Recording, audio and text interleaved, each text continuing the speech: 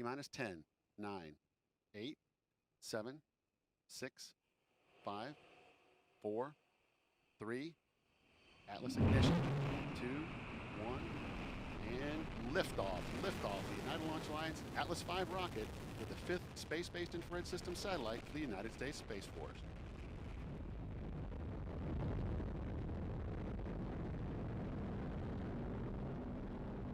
Now 15 seconds into flight, PU's gone to closed loop control.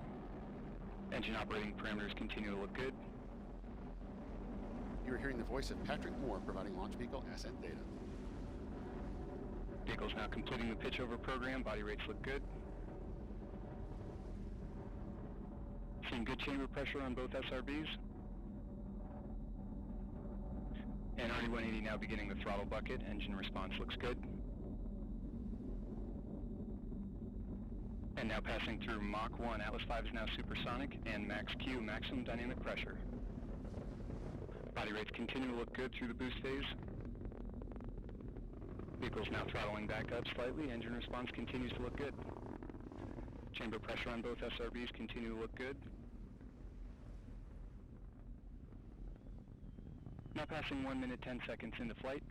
Atlas is now 10 miles in altitude, 4.5 miles downrange distance, traveling at 2,000 miles per hour. 1 minute 20 seconds into flight, standing by for SRB burnout shortly. Body rates continue to look good. Chamber pressure on the SRB is now tailing off. And we have burnout on both SRBs. Atlas will hold on to the SRBs for an additional 39 seconds before jettison.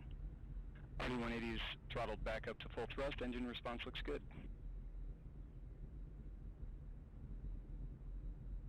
Now passing 1 minute 50 seconds into flight. Body rates continue to look good throughout the boost phase. And the Atlas V now weighs 1/2 of its liftoff weight. And standing by for SRB jettison shortly. And we have good indication of separation of both SRBs. Now just under 2 minutes remaining in the booster phase of flight. Vehicle's gone to closed loop steering, seeing a slight correction in the body rates, now damping out nicely.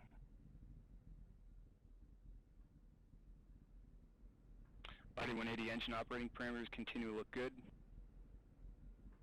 RD-180 throttling down slightly now as expected.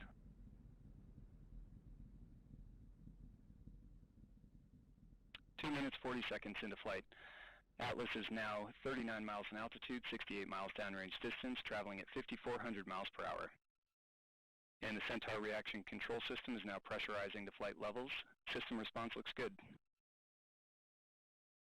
Now coming up on 3 minutes into flight.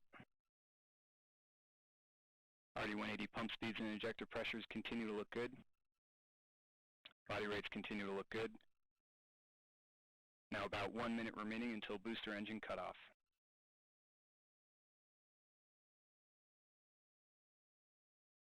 Pump speeds and injector pressures on the RD-180 continue to look good throughout the boost phase.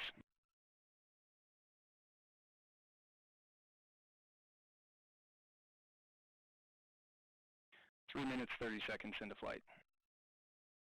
Atlas is now 56 miles in altitude, 160 miles downrange distance, traveling at 9,000 miles per hour.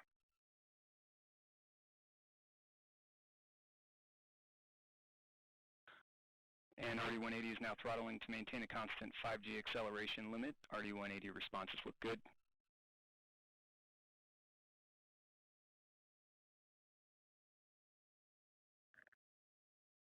And Centaur's begun the boost phase chill down sequence.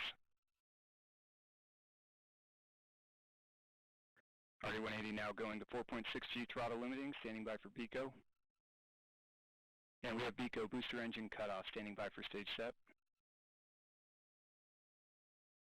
And we have good indication of stage separation.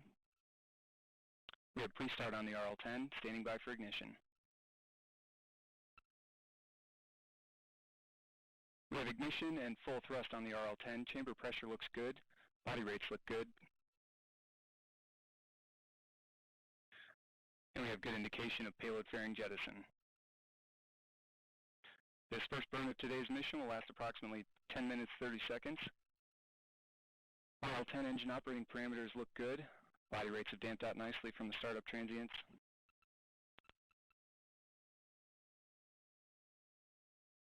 And the RCS system has begun the initial thruster firings for system thermal conditioning. Just over 5 minutes now remaining in, or 5 minutes now into flight.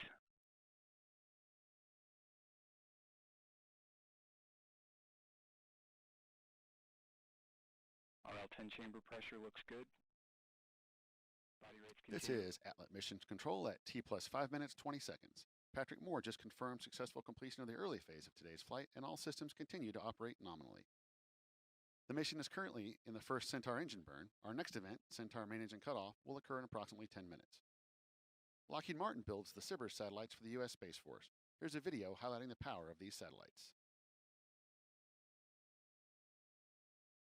And we have good indication of separation of the SBIRS GEO-5 spacecraft.